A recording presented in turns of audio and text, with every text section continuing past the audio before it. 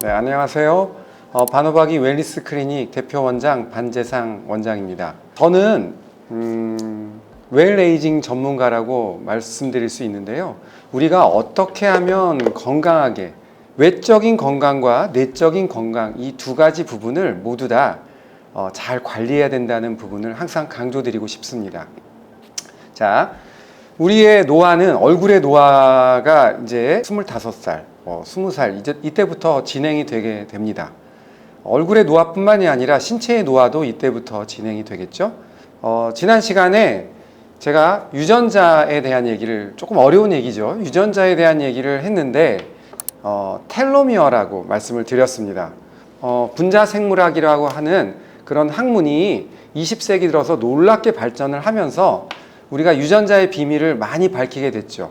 그 엘리자베스 블랙번이라는 박사님께서 유전자의 끝부분에 있는 어떤 부분들이 결국 유전자를 보호하는 부분이고 세포가 분열을 하면서 결국은 세포 노화가 진행이 되면서 그 부분이 점점점 짧아지는 그런 현상을 발견하게 되었죠.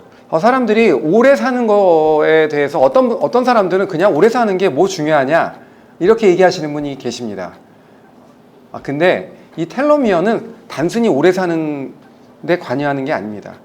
텔로미어가 짧아지게 되면 온갖 병들이 생기게 되죠. 심혈관 질환들, 그 다음에 뇌질환, 그 다음에 암 같은 병들, 이런 아주 다양한 병들이 생기면서 소위 말해 건강 수명을 짧게 만드는 그러한 역할을 하게 됩니다. 따라서 우리의 텔로미어를 잘 관리하는 것이 우리가 건강하게 오래 사는 가장 중요한 요소 중에 하나라는 것은 너무나 많이 알려져 있는 사실입니다. 자, 그런데 이 텔로미어가 어떤 요소에 의해서 우리가 짧아지게 되느냐, 노벨상을 타신 이 블랙번 박사님께서 항상 강조했던 게 뭐였냐면 명상이었습니다. 다른 것도 아니고 명상이라는 건 사실은 엄밀히 말하면 스트레스와 관계가 있는 거죠. 우리가 살면서 엄청나게 많은 스트레스를 받게 되는데 이것을 잘 해소하기가 정말 어렵습니다. 그렇다면 여러 가지 스트레스가 생겼을 때 발생하는 물질들에 대해서 좀 알아봐야 될 것 같습니다. 이때 빠뜨릴 수 없는 것이 활성산소종이라는 겁니다. 자, 활성산소종, 영어로는 ROS입니다. ROS가 뭐냐면 리액티브 옥시젠 스피시스, 그러니까 말 그대로 전자를 잃어버린 산소 종들이죠. 여기에는 뭐 여러 가지 요소가 있을 수 있겠지만은 간단하게 그냥, 자, 우리가 산소는 O2죠. O2. 근데 이게 이제 우리가 생명 활동을 하면서 예를 들면 산소는 왜 필요하냐면 우리 몸속에 에너지를 꼭 만들어야 됩니다. 우리가 만약에 뇌 활동을 한다든가 뭐 소화를 시킨다든가 호흡을 한다든가 그리고 움직인다든가 이럴 때는 반드시 ATP라는 에너지를 사용하게 됩니다. 이거는 세포 단위에서 만들어지게 되죠. 근데 ATP를 만들기 위해서는 포도당을 태워서 산소로 태워서 ATP라는 것을 만들게 되죠. 미토콘드리아의 생물 시간에 배웠던 크랩스 사이클이라는 걸 돌리게 되죠. 이제 거기서 ATP라는 걸 만들게 되고 그 과정에서 산소를 사용하게 됩니다. 근데 이 산소를 만드는 과정에서 어쩔 수 없이 이 활성산소종이라는 이 물질이 생기게 되죠. 활성산소는 우리의 세포막을 공격합니다. 또한 우리의 핵산 내 DNA를 공격하게 되죠. 이렇게 함으로써 DNA의 변형을 유발하게 되고 또 우리의 텔로미어를 짧게 만들고 또 우리의 세포막을 변형시키고 이러한 여러 가지 우리의 세포에 우리의 전체적인 기관에 안 좋은 영향을 미칠 수가 있는 겁니다. 따라서 활성산소를 적절하게 조절하는 게 가장 중요하죠.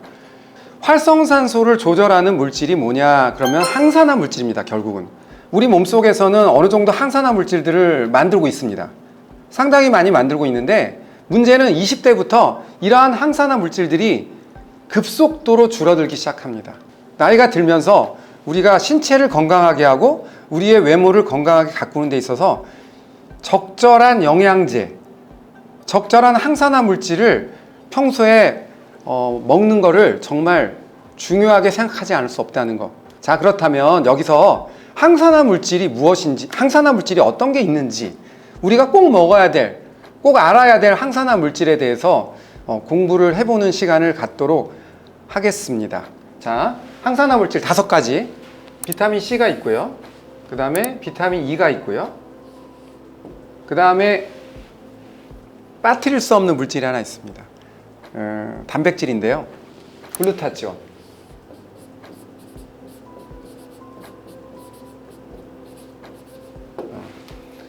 그 다음에 알파 라이포릭 애시드라는 물질이 있습니다. ALA. 그 다음에 또 심장에 굉장히 중요한 코엔자임 Q10, 코큐텐이라고 그러죠? 코큐텐. 이 5가지가 항산화 네트워크를 이루고 있습니다. 그러면 이 5가지에 대해서 좀 더 우리 구독자분들이 좀 공부를 하시고 잘 이해를 하시면 아마 이 무시무시한 활성산소로부터 자기 몸을 지키는데 굉장히 저는 도움이 될 거고 중요한 부분이라고 저는 생각합니다. 비타민 C에 대한 얘기를 제일 먼저 빼놓을 수가 없죠. 자, 이황재 박사님하고 비타민 C에 대해서는 정말 우리가 열심히 공부를 많이 하고 있습니다. 박사님께서는 정말 여러 가지 중요한 얘기를 해주시고 저는 간략하게 요점만 말씀드리도록 하겠습니다. 비타민 C는 전자를 자기가 주고 나서도 전혀 독성 물질이 아닙니다. 그리고 아주 신속하게 소변으로 빠져나갑니다. 소변으로 빠져나가기 때문에 우리 몸속에 그런 다른 항산화 물질과는 다르게 독성으로 작용하지 않는다는 거죠.